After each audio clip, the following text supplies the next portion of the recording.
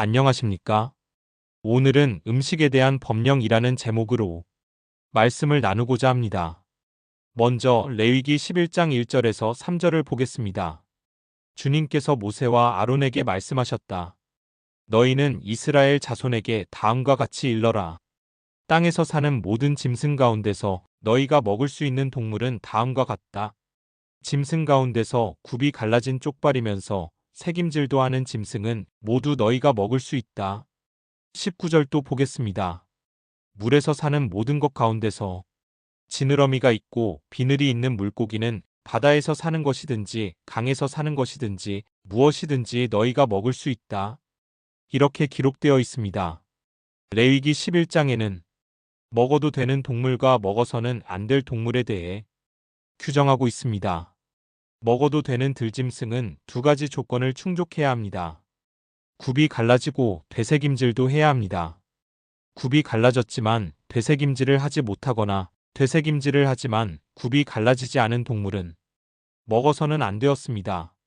먹어도 되는 대표적인 들짐승은 소와 염소와 양을 들 수 있습니다.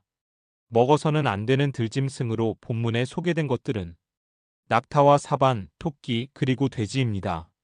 사반이 어떤 동물을 말하는지는 확실치 않습니다. 오소리가 아닐까 하고 학자들이 추측할 뿐입니다. 물에 사는 동물 중에는 지느러미와 비늘이 있는 물고기만 먹고 그것들이 없는 수중 동물은 먹지 말랍니다.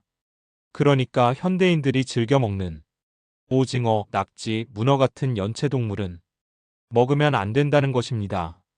장어도 비늘이 없으니 안 되겠지요. 새 중에는 주로 맹금류는 먹지 못하게 했고 곤충류에서는 메뚜기 종류만 먹을 수 있었습니다. 땅에 기어다니는 동물들은 모두 가증한 것으로 여겨졌기에 당연히 먹을 수 없었습니다. 그리고 죽은 동물은 만지기만 해도 부정하게 여겨졌습니다. 먹어도 되는 정결한 동물과 먹어서는 안 되는 부정한 동물에 대한 이런 구분은 당시 히브리인들에게 오랫동안 축적된 경험과 정서, 그리고 당시 중동 지방의 기후와 문화와도 연관이 있을 것이라고 학자들은 말합니다. 죽은 짐승과의 접촉을 금한 것도 그것이 위생상 문제가 된다는 것을 경험을 통해 인식했기 때문일 것입니다. 하지만 예수님은 이런 종류의 규정을 모두 부정하시고 대신 마음의 정결함을 강조하셨습니다. 마가복음 7장 14절에서 23절을 보겠습니다. 예수께서 다시 무리를 가까이 부르시고서 그들에게 말씀하셨다. 너희는 모두 내 말을 듣고 깨달아라.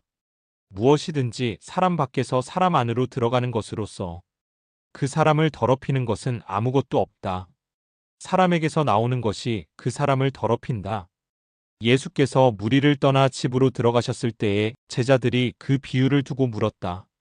예수께서 그들에게 말씀하셨다. 너희도 아직 깨닫지 못하느냐? 밖에서 사람의 몸속으로 들어가는 것이 사람을 더럽히지 못한다는 것을 알지 못하느냐? 밖에서 사람 안으로 들어가는 것은 무엇이든지 사람의 마음속으로 들어가지 않고 뱃속으로 들어가서 뒤로 나가기 때문이다. 예수께서는 이런 말씀을 하여 모든 음식은 깨끗하다고 하셨다. 또 그들에게 말씀하셨다. 사람에게서 나오는 것, 그것이 사람을 더럽힌다. 나쁜 생각은 사람의 마음에서 나오는데 곧 음행과 도둑질과 살인과 간음과 탐욕과 악의와 사기와 방탕과 악한 시선과 모독과 교만과 어리석음이다. 이런 악한 것이 모두 속에서 나와서 사람을 더럽힌다. 이렇게 기록되어 있습니다. 신학자들은 이 말씀이 음식에 대한 율법의 규정들을 예수님이 거부하고 폐지하신 것이라고 해석합니다. 진보적인 신학자들만이 아니라 보수적인 신학자들도 대부분 그 해석에 동의하고 있습니다. 당시 모세오경은 완전한 하나님의 말씀으로 간주되어 토라라는 이름으로 불렸습니다. 토라는 가르침, 교의, 교훈이라는 뜻입니다. 이런 거룩한 토라의 말씀을 정면으로 부정하셨으니 당시의 종교학자요 지도자들이라고 할 수 있는 서기관과 바리새인들이 볼 때 예수는 이단자요 죽어 마땅한 자로 여겨졌던 것입니다. 신약시대의 기독교인들에게 이 음식 규정은 폐기된 법령이라고 할 수 있지만 한 가지 짚어볼 부분은 있습니다. 사도행전 15장 19절과 20절을 보겠습니다. 그러므로 내 판단으로는 하나님께로 돌아오는 이방 사람들을 괴롭히지 말고 다만 그들에게 편지를 보내서 우상에게 바친 더러운 음식과 음행과 목매어 죽인 것과 피를 멀리하라고 하는 것이 좋겠습니다.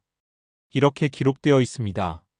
이 본문은 이방인 선교의 결실을 보고받은 초대 예루살렘 교회의 지도자 야고보가 새로 개종한 이방인들에게 음식 관련 율법을 대폭 완화하여 적용하도록 제시한 지침입니다.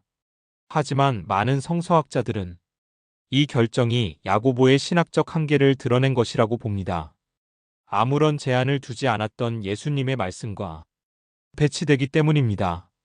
문제는 이 본문이 신약 성서에 기록되어 있다는 이유로 그대로 지켜야 한다고 믿는 신자들이 지금도 일부 존재한다는 점입니다. 제가 대광고등학교에서 교목으로 있을 때의 일입니다. 몇몇 선생님들과 점심 식사를 하는 자리에서 선지국이 나왔습니다. 저는 망설임 없이 먹었는데 연세 많으신 한 선생님이 이렇게 말씀하셨습니다. 신약 성서에 피를 먹지 말라고 분명히 되어 있는데 구약이 아니라 신약 성서에 명확히 기록된 말씀을 목사가 지키지 않아도 되느냐는 비판이었던 것입니다. 성서무호설, 특히 축자영감설이 신도들의 삶을 얼마나 옥죄고 있는지를 여실히 보여주는 사례가 되겠습니다. 오늘은 여기까지 하겠습니다. 고맙습니다.